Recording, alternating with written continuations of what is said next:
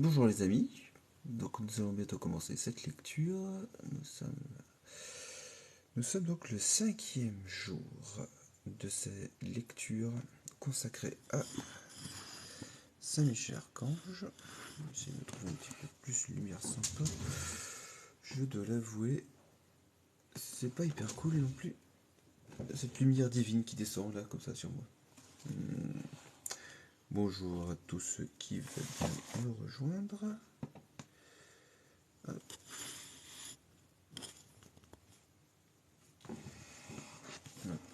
Donc, nous sommes 5e jour de lecture du livre Un mois avec Saint-Michel Archange.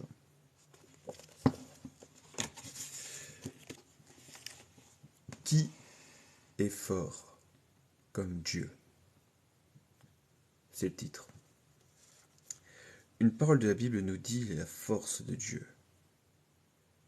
Seigneur, vous avez montré à votre serviteur la force de votre bras, et j'ai compris qu'aucune force ne peut être comparée à la vôtre. Alors là, nous faisons référence au Deutéronome 3, 24. Enfin, nous faisons référence, c'est l'abbé Videlou, qui est l'auteur de ce livre, bien entendu, qui en fait référence. Rien en effet ne résiste à Dieu. Lucifer avait cru pouvoir lui résister. Faisant appel aux forces prodigieuses de sa nature, il avait dit je monterai. Mais Dieu fit un signe et le révolté roula dans l'abîme. Il y eut tout le long des siècles des hommes qui ont voulu se mesurer avec Dieu, qui ont bravé sa puissance et défié sa force. Dieu a étendu la main et on ne les a même plus aperçus. Sentence terrible. Au jour d'orage, il arrive parfois que la foudre frappe un géant de la forêt. Le géant tombe avec fracas dans la vallée et le bruit de sa chute se répercute en un long gémissement. Puis, c'est toujours le silence et l'oubli. Un peu comme votre serviteur. Lisons l'histoire. Elle nous raconte ces chutes fameuses d'hommes qui menaçaient le ciel et Dieu. Tête superbe que la force divine a frappée, chaîne insolente que la tempête a renversée. Pendant quelque temps, parfois, Dieu laisse les hommes s'agiter et ourdir de complots sacrilèges. Mais bientôt, son heure arrive. Et c'est l'heure de la justice. Là, par contre, c'est une chose qui est très intéressante, c'est de ne jamais oublier que Dieu est avant toute chose justice. C'est souvent ce qui est le plus difficile à entrevoir. Bonjour Arnaud.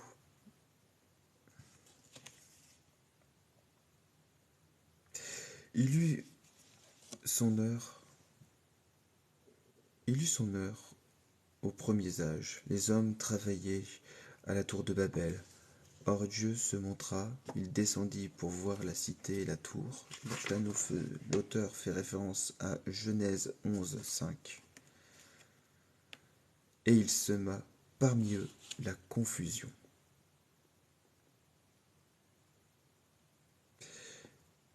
Il aura son heure encore. Ne résistez pas au superbe. Donc là, c'est sur la lettre de Saint Pierre, la première lettre de Saint Pierre, au chapitre 5, verset 5.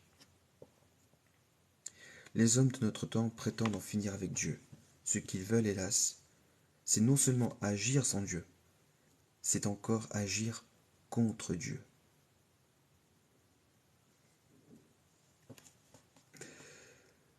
Dieu leur montrera qu'on ne s'insurge pas impunément contre lui. Dieu a des manières de frapper qui sont terribles. Pour nous punir, il n'est pas nécessaire qu'il nous maudisse. Il suffit qu'il se retire. Et ça, souvent, c'est le pire. Parce qu'après, tout s'effondre. Or, longtemps, son nom et l'idée de sa justice ont retenu le flot de l'impiété, comme le barrage retient les eaux d'un fleuve grossissant. Mais cet auguste nom est banni de partout. L'idée de la justice divine ne domine plus les esprits. C'est pourquoi le flot monte toujours, encore, menaçant de tout emporter. On a pu le voir avec la statue de Saint-Michel dernièrement, par exemple. Et les exemples ne manquent pas. Il est vrai que si Dieu lui-même ne bâtit, il est vrai que si Dieu lui-même ne bâtit, c'est qu'on élève. Attends.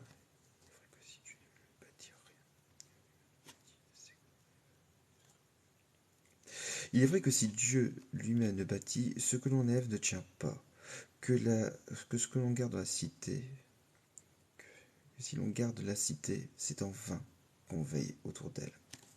Il est vrai que si Dieu ne bâtit pas, il ne s'élève rien.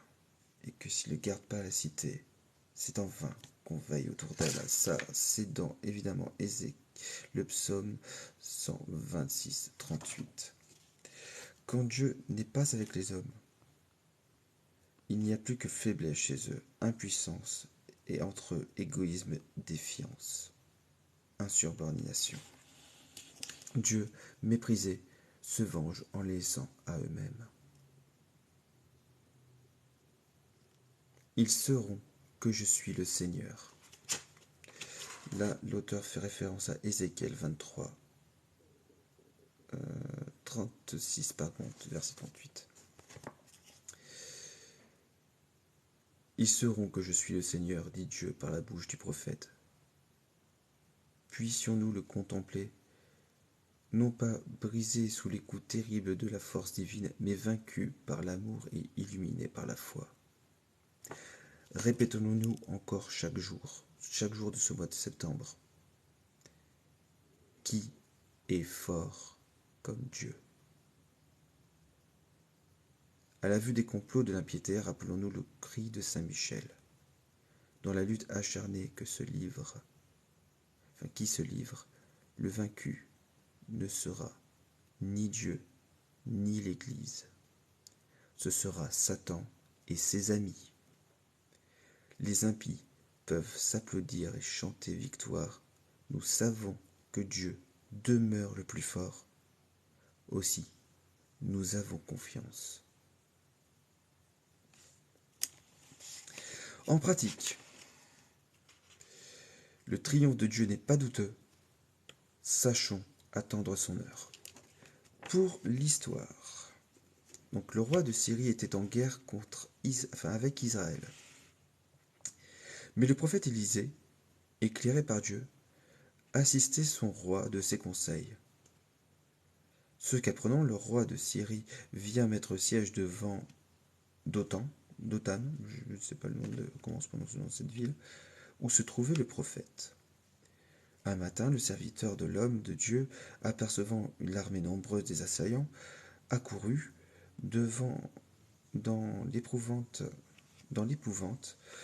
prévenir Élisée. Celui-ci le rassure. Ne tremble pas, dit-il. Nos amis sont bien plus nombreux que nos ennemis. En même temps, il prie le Seigneur d'ouvrir les yeux à cet homme. Alors le serviteur discerne avec le prophète les mouvements de l'armée angélique et contemple avec lui le merveilleux spectacle des cavaliers célestes, des chariots de feu armés pour défendre la ville. Les cavaliers célestes, il y a donc des chevaux au paradis. S'il y a des chevaux au paradis, il y a peut-être des animaux aussi, ça peut être intéressant. C'était évident que la milice angélique ainsi contemplée était commandée par l'archange Saint Michel, protecteur du peuple de Dieu. Prions ensemble. Ô grand prince de la milice céleste, qui avait terrassé l'ange superbe révolté contre le Dieu fort, réduisez à l'impuissance l'impiété qui se dresse ainsi contre lui.